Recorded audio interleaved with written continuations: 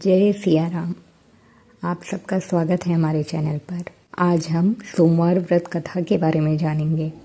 सोमवार के व्रत को लेकर मान्यता है कि इस व्रत को करने से भगवान शिव अपने भक्तों की मुराद जल्दी पूरी करते हैं। सोमवार का दिन भगवान शिव को समर्पित है, इसलिए इस दिन भगवान शिव की पूजा और व्रत करने का महत्व और ज़्यादा बढ़ जाता है।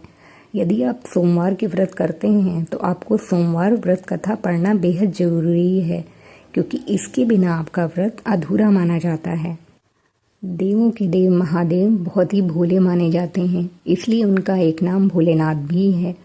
पौराणिक मान्यता अनुसार भगवान शंकर को प्रसन्न करने के लिए किसी भी तरह के खास विशेष पूजन की आवश्यकता नहीं होती, क्योंकि कहा जाता है कि वो तो भोले हैं और भक्त की मन से की गई क्षणिक मात्र की भक्ति से ही वो प्रसन्न हो जाते हैं।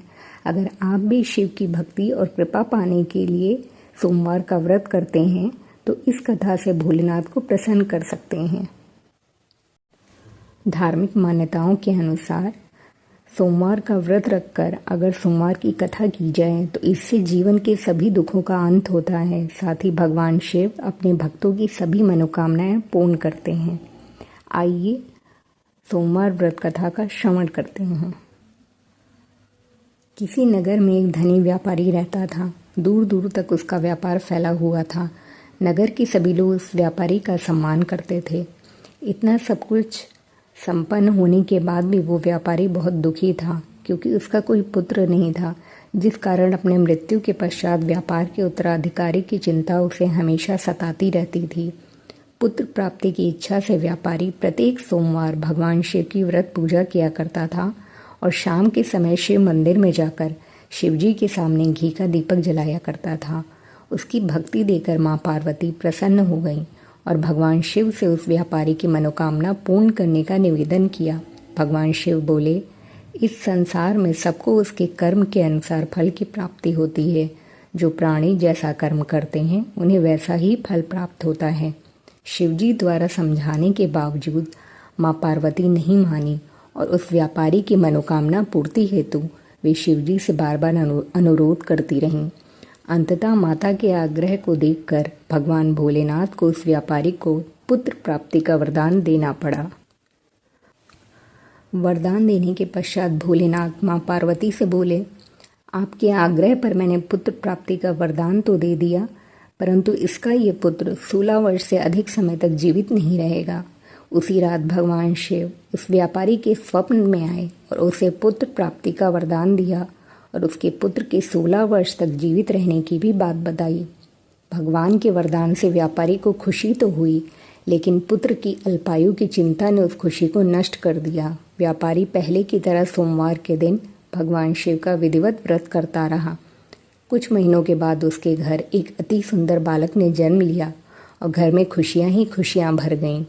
बहुत धूमधाम से पुत्र जन्म का समारोह मनाया गया, परंतु व्यापारी को पुत्र जन्म की अधिक खुशी नहीं हुई, क्योंकि उसे पुत्र की अल्पायु के रहस्य का पता था।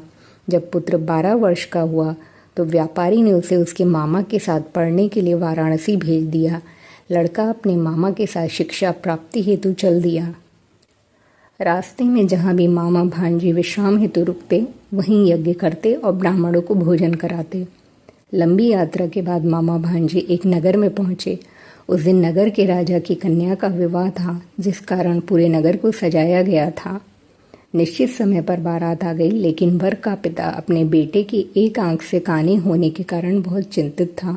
उसे भय था कि इस बात का पता चलने पर कहीं राजा विवाह से इनकार न कर दे, इससे उसकी बदनामी भी होगी। जब वर के पिता ने व्यापारी के पुत्र को देखा तो उसके मस्तिष्क में एक विचार आया। उसने सोचा, क्यों न इस लड़के को दूल्हा बनाकर राजकुमारी से विवाह करा दूं। विवाह के बाद इसको धन देकर विदा कर दूंगा और राजकुमारी को अपने नगर ले जाऊंगा। वर के पिता ने लड़के के मामा से इस संबंध में बात की। मामा ने धन मिलने के लालच में वर के पिता की बात स्वीकार कर ली। लड़के को दूल्हे का वस्त्र पहनाकर राजकुमारी से विवाह कर दिया गया। राजा ने बहुत सारा धन देकर राजकुमारी को विदा किया। शादी के बाद जब लड़का राजकुमारी के साथ लौट रहा था तो वो सच नहीं छिपा सका और उसने राजकुमारी के ओढ़नी पर लिख दिया, राजकुमारी, तुम्हारा विवाह मेरे साथ हुआ था। मैं तो वाराणसी पढ़ने के लिए जा रहा हूँ और अब तुम्हें जिस नवयुवक की पत्नी बनना पड़ेगा वो कान्हा है। जब राजकुमारी ने अपनी ओढ़नी पर लिखा हुआ पढ़ा तो उसने काने लड़के के साथ जाने से इनकार कर दिया। राजा को जब ये सब बातें पता लगी तो उसने राजकुमारी को महल में ही रख लिया। उधर लड़का अपने मामा के साथ वाराणसी पहुंच गया और गुरुकुल में पढ़ना शुरू कर दिया। जब उसकी आयु 16 वर्ष की हुई तो उसने यज्ञ किया। यज्ञ की समाप्ति पर ब्राह्मणों को भोजन कराया और खूब अन्न वस्त्र दान किए। रात को वो अपने शयन कक्ष में सो गया। शिव के वरदान के अनुसार शयनावस्था में ही उसके प्राण पखेरु उड़ गए। सूर्योदय पर मामा मृत भांजे को देखकर रोने पीटने लगा। आसपास के लोग भी एकत्र होकर दुख प्रकट करने लगे। लड़के के मामा के रोने विलाप करने के स्वर समीप से गुजरते हुए भगवान शिव और माता पार्वती ने भी सुने। माता पार्वती ने भगवान से कहा, प्राणनाथ, मुझे इसके रोने के स्वर सहन नहीं हो रहे, आप इस व्यक्ति के कष्ट को अवश्य दूर करें। भगवान शिव ने माता पार्वती के साथ अदृश्य रूप में समीप जाकर देखा तो भोलेनाथ माता पार्वती से बोले, ये तो उसी व्यापारी का पुत्र है जिसे मैंने 16 वर्ष की आयु का वरदान दिया था। इसकी आयु पूरी हो गई है। माँ पार्वती ने फिर भगवान शिव से निवेदन कर उस बालक को जीवन देने का आग्रह किया। माता पार्वती के आग्रह पर भगवान शिव ने उस लड़के को जीवित होने का वरदान दिया और कुछ ही पल में वो जीवित होकर उठ बैठा। शिक्षा समाप्त करके लड़का मामा के साथ अपने नगर की ओर चल दिया। दोनों चलते हुए उसी नगर में पहुंचे जहां उसका विवाह हुआ था। उस नगर में भी यज्ञ का आयोजन किया। समीप से गुजरते हुए नगर के राजा ने यज्ञ का आयोजन देखा। उसने तुरंत ही लड़के उसके मामा को पहचान लिया। यज्ञ के समाप्त होने पर राजा मामा और लड़के को महल में ले गया और कुछ दिन उन्हें महल में रखकर बहुत सारा धन वस्त्र आदि देकर राजकुमारी के साथ विदा कर दिया। इधर भूखे प्यासे रहकर व्यापारी और उसकी पत्नी बेटे की प्रतीक्षा कर रहे थे। उन्होंने प्रतिज्ञा कर रखी थी कि यदि उन्हें अपने बेटे की मृत्यु का समाचार मिला तो दोनों अपने प्राण त्याग देंगे। परंतु जैसे ही उसने बेटे के जीवित वापस लौटने का समाचार सुना तो वो बहुत प्रसन्न हुआ।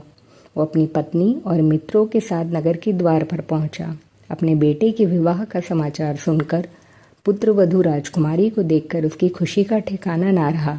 उसी रात भगवान शिव ने व्यापारी के स्वप्न में आकर कहा, हे श्रेष्ठी, मैंने तेरे सोमवार के व्रत करने और व्रत कथा सुनने से प्रसन्न होकर तेरे पुत्र को लंबी आयु प्रदान की है।